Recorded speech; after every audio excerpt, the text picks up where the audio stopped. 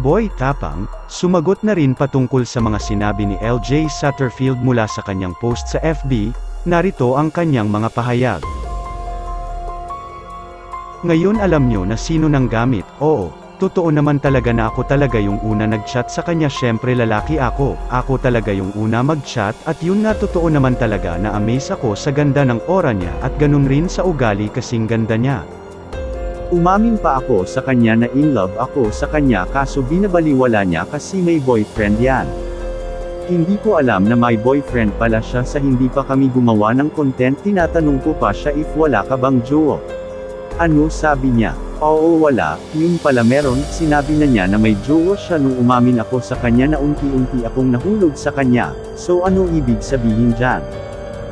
Doon palang nagsinungaling na siya kasi gusto niya talaga sumakay sa akin kasi matagal niya ng pangarap sumikat.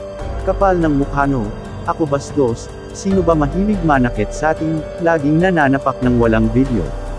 Kung alam niyo lang ugali nito paano ako tarato. Kung magsalita to lagi pinupoint yung darili niya sa ulo ko. Yung dinidiin sa ulo ko ng malakas para akong ginawang bata kung siya magsalita. Tama ba yun, ganun ka makipag-usap sa tao? Wala niyang pinagkaiba sa video kung lagi nanapak, ganun rin sa personal pag nagsasalita yan, ang galing gumawa ng salita. Pag nasa katwiran ka, ay paglaban mo, alam ko mas pabor kayo sa babae pag may issue, pero hindi lahat tama ang babae. Nakipagbalikan daw sa ex.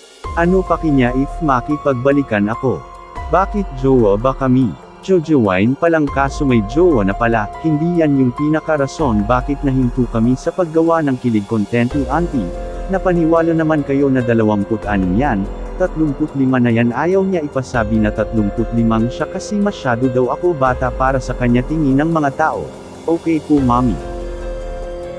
Dinamay pa mga ex ko. Mga talaga, pogi ko naman, di halata na gawa-gawa ang salita para makakuha ng simpati sa mga tao. Mag-ex daw dalawa lang naging ex ko at hindi ka kasama doon. Anong siya gumastos? Kapal, binibilang yung mga nagastos niya. Ano yun? Yung mga snacks na bigay mo, masakit na sa bulsa mo yun. Napaka-sinungaling mo mami, kada punta mo dito sa lugar namin ako nagbabayad ng mga hotel nyo, kasama kaibigan mo. Pinapakain ka namin dito, inasikaso kinatayan ng manok, Bisaya, lakas mo pa nga kumain, kapal mo. Dapat hilaw na manok na lang sana yung hinanda namin, dapat binidyohan na lang kita nun para may ebidensya sa'yo, inasikaso ka namin, may paano ka pa, sarap ng manok nyo idol, sino nagluto nito? Pinakilig pa kita, syempre ako kahit hindi, kapal to the max.